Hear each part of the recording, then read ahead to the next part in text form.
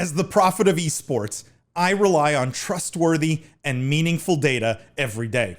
Data from our research partner Yougov offers the most complete view of esports fans and gamers in the world, providing context to who they are, what they think, the brands they buy, and things they do. Yougov's connected insights and research services inform strategy at every level. If you're a team, a brand, agency, or rights holder, you should be talking with Yougov. Their partners measure and maximize ROI and are telling compelling stories with data.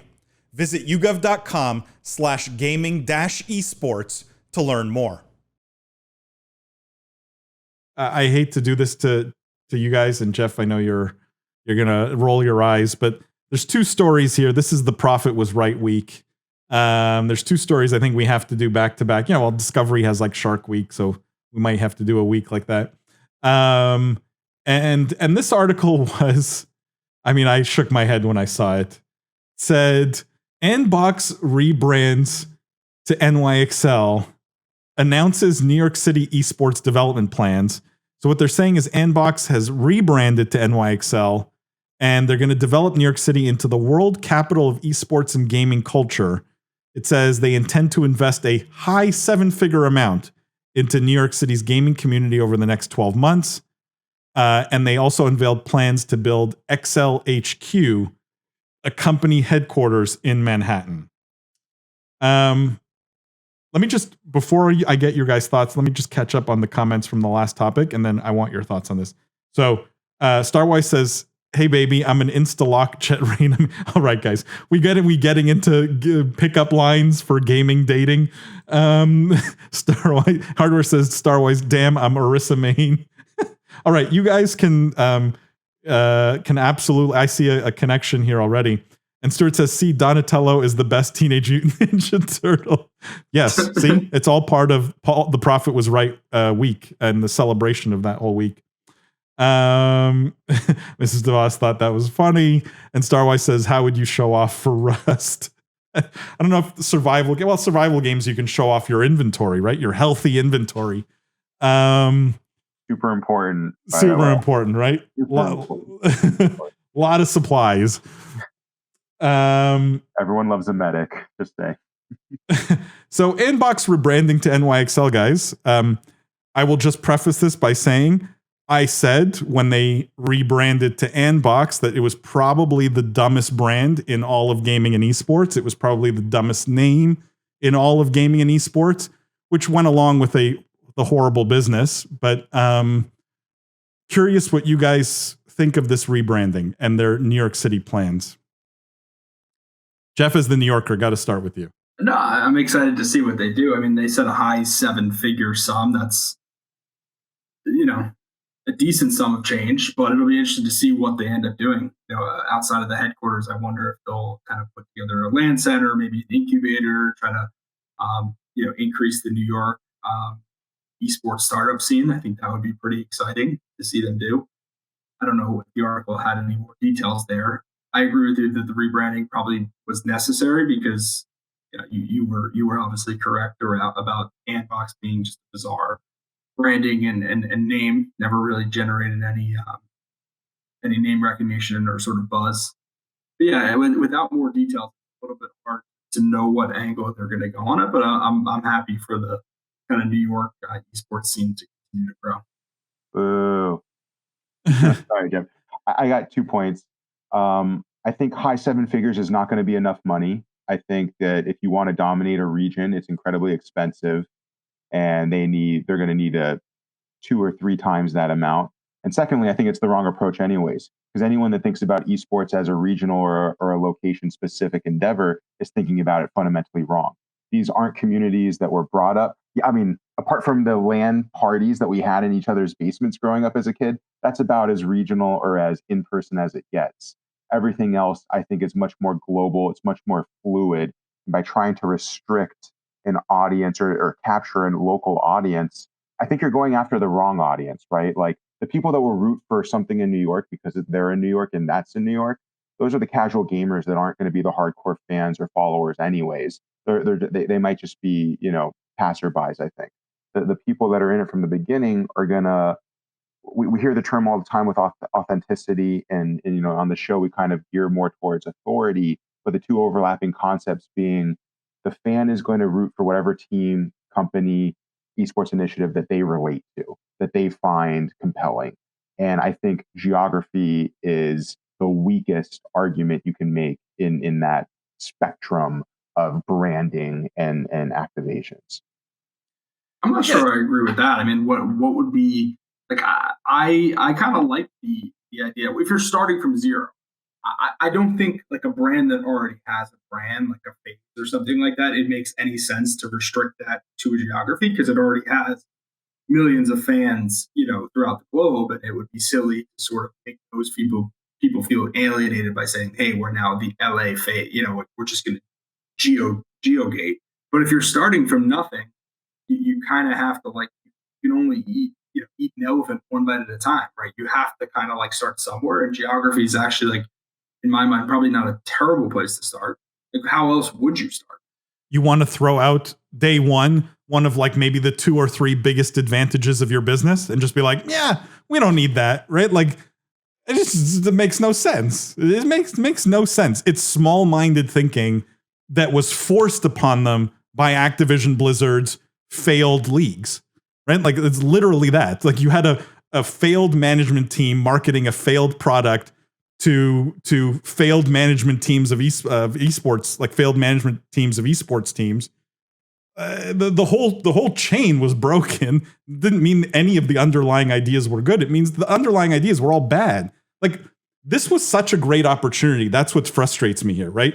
Andbox could have come out and said, you know what, guys, we got it wrong. Okay, we got it totally wrong.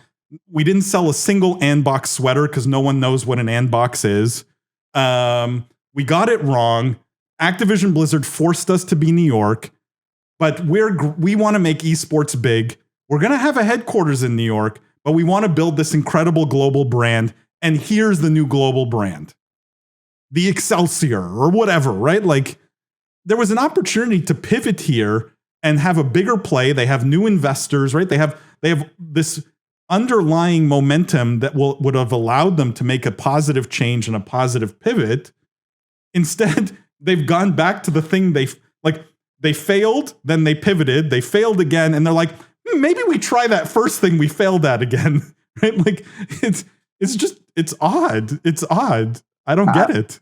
I want to add 2 more things to that. And that's, one, in the last few years, obviously because of COVID, but look at all companies in any industry. You're not seeing people moving to locations to be in office or to be part of that brand or that team. The contrary, everyone's moving away and working remote, right? So one, it gives you wider access in esports. It would give you wider access, not just to the people that work for you, but to the talent that you could attract and play under your banner. And 2, I think the reverse is just as true. That if I start a New York team, anything that I do or put out or promote is ostracizing anyone that's not from New York, right?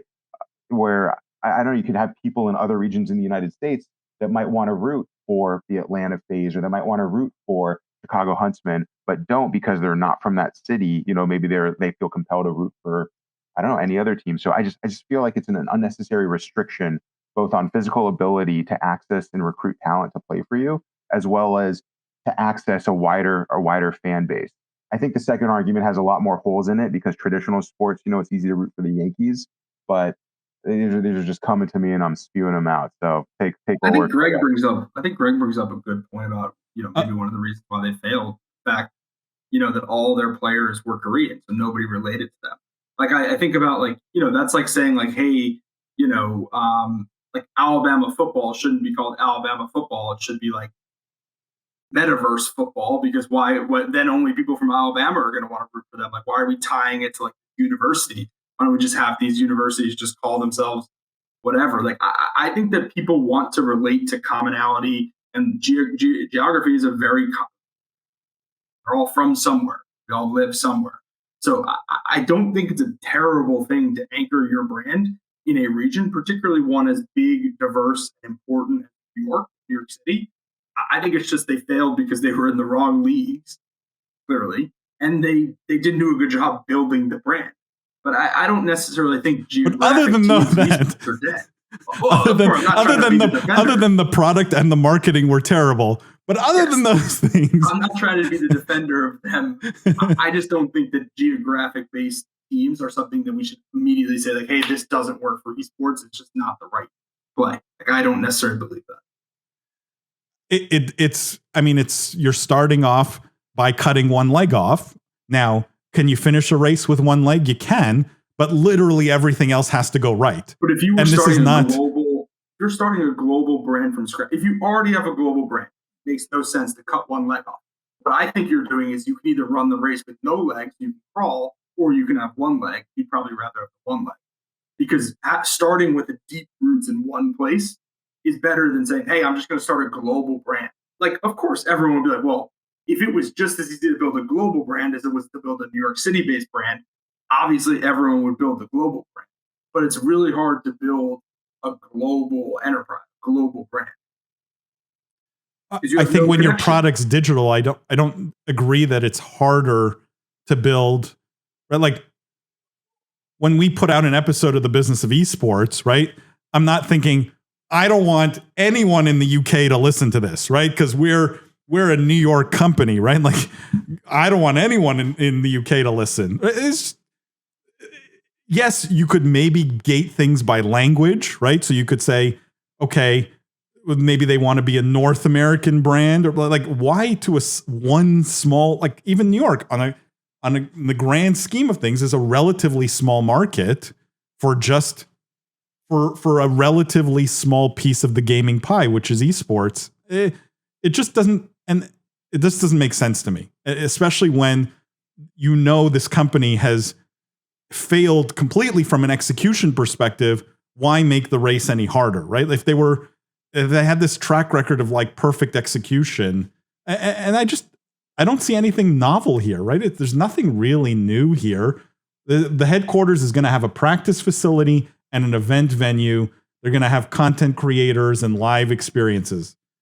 Like whoop-de-doo, welcome to like 2016, literally, right? Like this is the big announcement. Again, what annoys me most and the things I'm most critical of is when I see opportunity being squandered. That to me is the most frustrating. It's not that I don't want them to succeed. I just hate that they squander these opportunities given the investors they've got, right?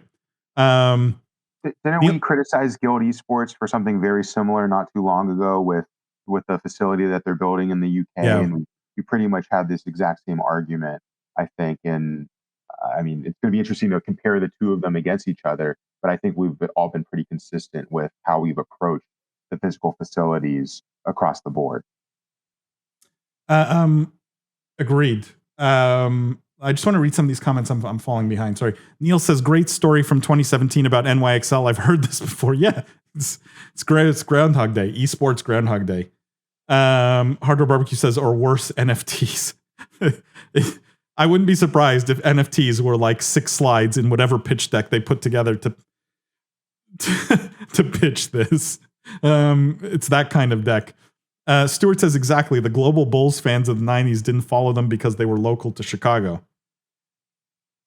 I mean, in some ways, Stuart, that's a case for what Jeff is saying, because I think you're making a point that the audience can transcend the city if you become a successful enough brand. The problem here I don't know which side he was on with that. I think he's on your side. I think he's on your side, Jeff. I kind of, when I first read it, I thought he was on your side. I think he's on your side. It's a fair point. I still think fundamentally meat sports and esports have different cultures, where to Jeff's point about Alabama football as well, I think, and then again, it's a good argument as to why it works. I just think that they're apples and oranges, that what's going to work in meat sports doesn't mean it works in esports, because we have an online culture here and we don't have to be in the same room to play against each other. Greg says, Andbox failed with New York City esports teams because their players were all Korean and no one could relate to them. Greg, you're absolutely right. You know who said this on this podcast many, many years ago? In fact, probably in the first 10 episodes of the original Business of Esports podcast was me. I said they needed to have two guys from Brooklyn who were real New Yorkers that people could relate to. And I mean, of course, they didn't listen to me because they failed. Greg says, I like the name change and now they're trying to start over. As a Mets fan, I'm sad to admit that the same organization failed with baseball too. Well, they're consistent at least. Neil says, I once paid an ad agency $200,000 for a company rebrand. That